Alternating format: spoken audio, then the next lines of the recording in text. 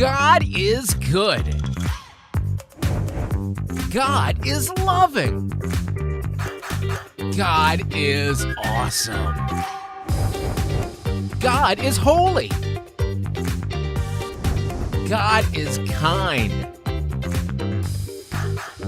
God is powerful. God is for you. God is here.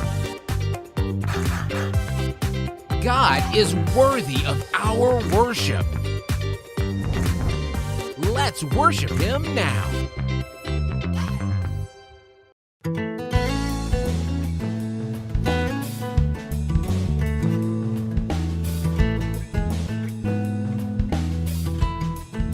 Hi everyone, it's Aunt Pranita. Today's story is called Angels on a Ladder. The memory verse is from Genesis chapter 28, verse 15. It says, "I am with you and will watch over you wherever you go." Today's message is, I belong to God's family no matter what happens. Have you ever felt lonely, really alone, or felt that there was no one you could talk to? That's how Jacob felt when he had to leave home. Then God shared a special time with him. After that, Jacob never felt lonely. Isaac and Rebekah's twins, Esau and Jacob, had never liked each other very much. But now the situation was much worse. Jacob had tricked their father into giving him a special blessing. It was a blessing that Esau should have received. Esau was so angry at Jacob that he wanted to kill him. So their mother Rebekah decided to send Jacob to his uncle Laban. "Stay with your uncle for a while, Jacob. Give your brother time to cool his anger," she said sadly. Little did she know that she would never see Jacob again. So Jacob started out on the long trip to Laban's home, his mother's brother. His uncle Laban lived a long way from Jacob's parents. It was almost 500 miles through strange and dangerous country. Jacob was all alone and he was frightened. He had no one to protect him from wild beasts or robbers, and he wasn't used to sleeping on the hard ground. He traveled as fast as he could. He knew he was running for his life. He knew his brother wanted to kill him.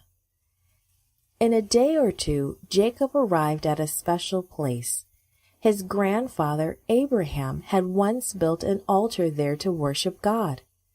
Jacob was so tired that night. He may not have even known he was in such a special place. He just wrapped up in his blanket and went to sleep with his head on a rock. That night, Jacob had an unusual dream. Not an ordinary dream at all, but a special dream from God. In his dream, Jacob saw a huge ladder or staircase. It reached all the way from the earth to heaven. Jacob saw angels going up and down the ladder. God spoke to him, "I am the Lord, the God of Abraham and Isaac. I will be with you and protect you wherever you go, and I will bring you back to this land. I will not leave you." Jacob sat up and looked around. "The Lord is here," he exclaimed. "He is in this place, and I didn't know it." Jacob got up early the next morning. The stars were just beginning to fade away, and the sun was just beginning to light the eastern sky. Jacob wanted to do something to mark this special place. The Lord himself had spoken to him there.